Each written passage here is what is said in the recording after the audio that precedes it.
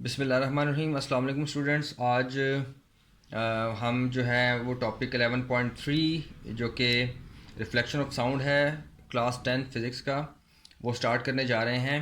तो reflection of sound क्या है?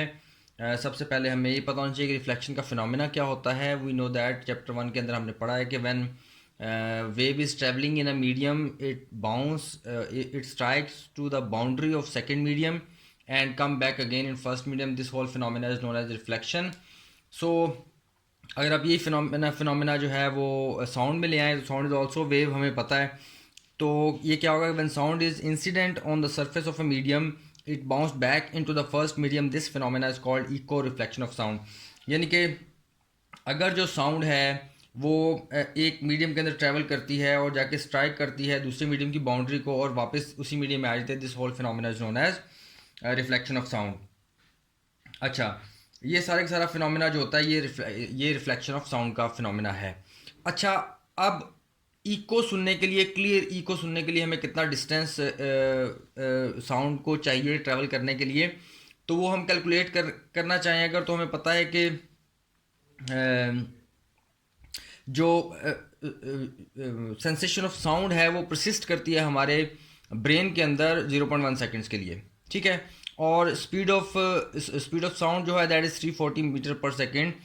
तो अगर अगर आप और तो एक कन्वेंशनल फार्मूला जो S is equals to V distance is equals to speed into time, अगर आप वो लगा दें तो आपके पास जो डिस्टेंस है वो आ जाएगा।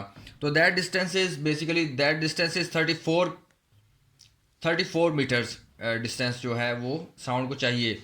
तो अब हर्डल जो है वो कितनी दूर होनी चाहिए? तो हर्डल, अब उसको कैलकुलेट, इस 34 को हम 2 पे डिवाइड कर देंगे। क्यों? क्योंकि साउंड स्पीकर से निकली और जाके स्ट्राइक की बाउंड दूसरे मीडियम यानी हर्डल के साथ और फिर वापस यहाँ तक आई। तो इसने जितना डिस्टेंस किया कवर किया दैट इज़ 34 मीटर्स। तो एक हर्डल जो है वो 17 मीटर्स पर अगर पड़ी होगी तो आप एक क्लियर इको जो है वो सुन सकते हैं। अच्छा, उसके बाद जो नेक्स्ट टॉपिक है that is audible frequency range. Audible frequency range को पढ़ने से पहले हमें कुछ इंपॉर्टेंट चीज़ें हैं जो कि पता होनी चाहिए कि ऑडिएबल फ्रीक्वेंसी रेंज बेसिकली वो रेंज ऑफ फ्रीक्वेंसी है जो कि ह्यूमन ईयर सुन सकता है, ठीक है। और ये जो है ये with the passage of age ये इसमें वेरिएशन भी आ सकती है, ठीक है। हो सकता है कि जो है आप जैसे जैसे एज जो है वो बढ़ती जाए तो हो सकता है कि वो कम फ्रीक्वेंसीज बंदा ना सुन सके, ठीक है। और उमूमन ये जो है ये डिसऑर्डर जो है ये बुज़ुर्गों में पाया जाता है, बड़े लोगों में। और हम लोगों ने अमूमन सुना है कि वो कहते हैं कि यार मुझे आवाज़ नहीं आ रही, थोड़ा ऊंचा बोलो, क्या बोल रहे हो, यानी कि मुझे सुनने में मसला है। इट मीन्स कि वो लोअर फ्रीक्वेंसी की साउंड जो हैं वो नहीं सुन सकते, उनको हायर फ्रीक्वेंसी की साउंड जो हैं वो सुननी पड़ती है। तो कौन सी रेंज ऑफ फ्रीक्वेंसी है जो कि एक नॉर्मल ह्यूमन ईयर सुन सकता है? That is basically 20 hertz to 20 kilo hertz. अगर साउंड जो है वो इस रेंज के अंदर होगी, यानी कि 20 हर्ट्स से 20 किलो हर्ट्स की, यानी कि 20 हर्ट्स से 20,000 हर्ट्स तक की जो रेंज है that is known as audible range. और इससे अगर सॉरी इससे अगर साउंड जो है वो लेस फ्रीक्वेंसी की होगी, यानी कि लेस देन 20 हर्ट्स की जो साउंड होगी that is known as infrasound, जो कि हमारे वैसे सिलेबस में नहीं है, लेकिन एक नॉलेज होना चाहिए कि इंफ्रासाउंड क्या है, लेस देन 20 हर्ट्स।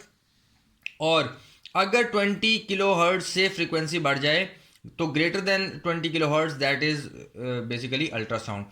तो अल्ट्रासाउंड क्योंकि उसकी फ्रीक्वेंसी बहुत हाई होती है, तो क्योंकि अल्ट्रासाउंड की जो फ्रीक्वेंसी है वो बहुत हाई होती है और वो जो है वो ज़्यादा एनर्जी को कैरी करती हैं।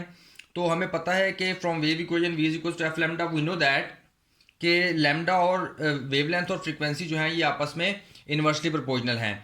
अब जब ये इन्वर्सली प्रोपोर्शनल है, what does it means? It means कि अगर आप फ्रीक्वेंसी बढ़ा रहे हैं तो वेवलेंथ जो है वो छोटी होती जाएगी, ठीक है। और जितनी फ्रीक्वेंसी बढ़ाते जाएंगे उतनी वेवलेंथ जो है उसकी स्मॉल होती जाएगी, विच मीन्स कि स्मॉलर वेवलेंथ की चीज़ जो है वो स्मॉलर ऑब्जेक्ट्स को डिटेक्ट करने के लिए यूज़ की जा सकती है, ठीक है।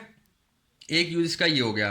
और उसके बाद जो अल्ट्रासाउंड है इसको हम यूटिलाइज करते हैं मेडिकल फील्ड के अंदर। मेडिकल फील्ड के अंदर कैसे यूज़ करते हैं, इसको डायग्नोसिस के लिए यूज़ किया जाता है, इसको ट्रीटमेंट के लिए यूज़ किया जाता है। फॉर एग्जांपल थायराइड ग्लैंड की का इमेज लेने के लिए अल्ट्रासाउंड को यूज़ किया जाता है, और इसको क्योर के इसको यानी कि ये तो डायग्नोज करने के लिए हो गया। इसको ट्रीटमेंट के तौर पे भी यूज़ किया जाता है। फॉर एग्जांपल इसको जो है ब्लड क्लॉटिंग, वेन के अंदर जो ब्लड क्लॉट यानी कि खून जो जम जाता है, तो ब्लड के क्लॉट को रिमूव करने के लिए भी अल्ट्रासाउंड को यूज़ किया जाता है। ठीक है, तो ये तो हो गया इसका मेडिकल फील्ड के अंदर यूज़। इसका टेक्निकल फील्ड के अंदर भी यूज़ है। अच्छा, अब टेक्निकल फील्ड के अंदर क्या यूज़ है? टेक्निकल फील्ड के अंदर यूज़ है कि जो moving vehicle, moving part of यानी कि मशीनरी का मूविंग पार्ट है, ठीक है, उसके अंदर जो with the passage of time cracks जो है वो आ जाते हैं। उन क्रैक्स को डिटेक्ट करने के लिए इसको यूज़ किया जाता है। जो शिप्स होती हैं उनमें क्योंकि उन्होंने पानी के अंदर, पानी में फ्लोट करना होता है, तो अगर उनमें क्रैक आ जाएगा तो during travel that is you can say बहुत डेंजरस हो सकता है उसके लिए, शिप के लिए। ठीक है, तो उन जो क्रैक्स को डिटेक्ट करने के लिए, क्योंकि वो क्रैक्स इनविजिबल होते हैं, तो उसके लिए अल्ट्रासाउंड को यूज़ किया जाता है अगेन, क्योंकि उसकी वेवलेंथ बहुत स्मॉल होती है। इसके लिए भी यूज़ किया जाता है। सोनार ranging is also used to see the shape and the size of the object, and we can find out the depth of the sea with the use of ultrasound.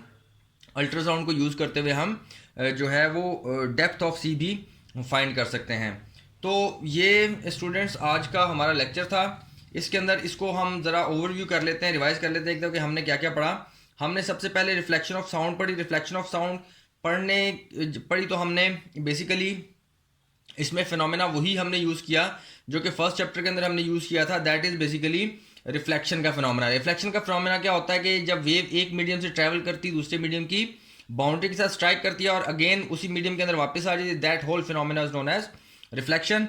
तो ये रिफ्लेक्शन का phenomena होता है। फिर हमने कहा कि जो साउंड जो हमारे ब्रेन के अंदर प्रसिस्ट करती है, दैट इज़ फॉर 0.1 सेकेंड्स, और स्पीड ऑफ साउंड भी हमें पता है 340 मीटर पर सेकेंड एयर के अंदर होती है।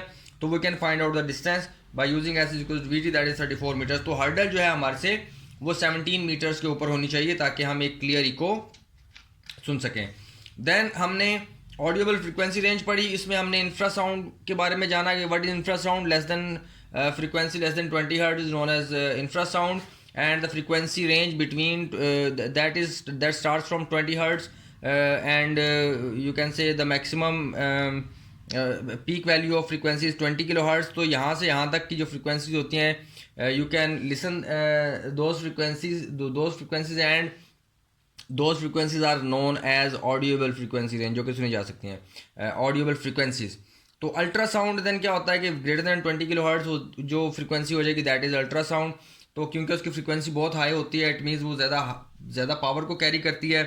तो और ज़्यादा पावर को अगर फ्रीक्वेंसी हाई हो जाएगी तो हमें पता है कि फ्रीक्वेंसी और वेवलेंथ इन्वर्स रिलेशन होता है इनमें।